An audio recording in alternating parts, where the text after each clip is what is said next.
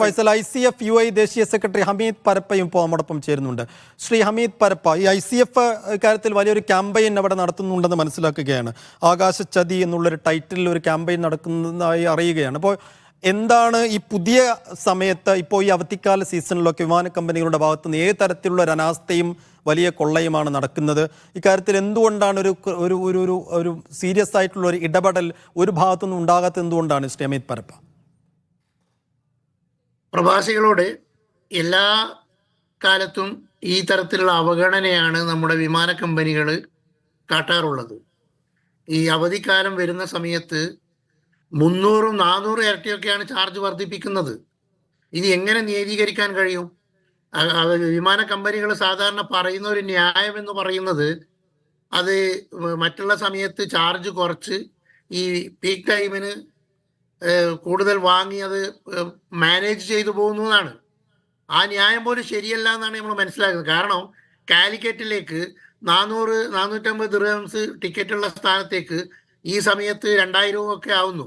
അതേസമയം നിങ്ങൾ അതേ എയർ ഇന്ത്യയോ അല്ലെങ്കിൽ മറ്റൊരു ഫ്ലൈറ്റ് നിങ്ങൾ ഇവിടുന്ന് ലണ്ടനിലേക്കോ മറ്റോ സെക്ടറിലേക്കുള്ള ചാർജ് നോക്ക്, അവിടെ ഒരു 100% വർധനവെങ്കിൽ കേരളത്തിലേക്കുള്ളത് അത് 400 ഒക്കെ 300-400% വർദ്ധിപ്പിക്കുന്നത്. ഇതെങ്ങനെ ന്യായീകരിക്കാൻ കഴിയും?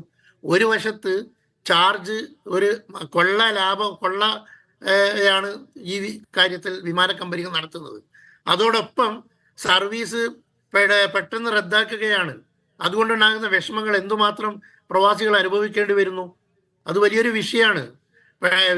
ഒന്ന് ചാർജ് വർദ്ധിപ്പിക്കുക, അതുപോലെ തന്നെ ഒരു മുന്നറിയിപ്പില്ലാതെ പെട്ടെന്ന് സർവീസ് നിർത്തിവെക്കുക, ഇങ്ങനെയുള്ള വിഷയങ്ങൾ. നമുക്ക് ICF ഇപ്പോൾ ഈ ഒരു വിഷയത്തിൽ അവസാനിക്കാത്ത ആകാശ ചതി എന്ന പേരിൽ ഒരു ക്യാമ്പയിൻ തന്നെ പ്രവാസ ലോകത്ത് ആകെ നടത്തുകയാണ്. UAE ഞങ്ങളുടെ മിക്ക സെൻറ്ററുകളിലും അതിൻ്റെ പരിപാടികൾ നടന്നു. അതിലെല്ലാ സംഘടനകളെയും പങ്കെടുപ്പിച്ചുകൊണ്ടാണ് ഈ പരിപാടി ഒരു ജന സദസ്സ് ഞങ്ങൾ സംഘടിപ്പിച്ചിട്ടുള്ളത്, ജനകീയ സദസ്സ്. അതങ്ങനെ മൊത്തത്തിൽ എല്ലാവരും വിളിച്ചുകൊണ്ട് ഈ ഒരു പ്രക്ഷോഭം നടത്തുന്നതിൻ്റെ ഒരു ലക്ഷ്യം തന്നെ എല്ലാ പ്രവാസി സംഘടനകളും കൂട്ടായി ഈ ഒരു വിഷയത്തിൽ ശക്തമായി ഇടപെടണം എന്ന ഒരു ആവശ്യത്തോടു കൂടി ആഗ്രഹത്തോടു കൂടി തന്നെയാണ് ഞങ്ങൾക്ക് പറയാനുള്ളത്. ഇതിന് ബദൽ സംവിധാനങ്ങൾ നമ്മൾ കണ്ടേ മതിയാവൂ.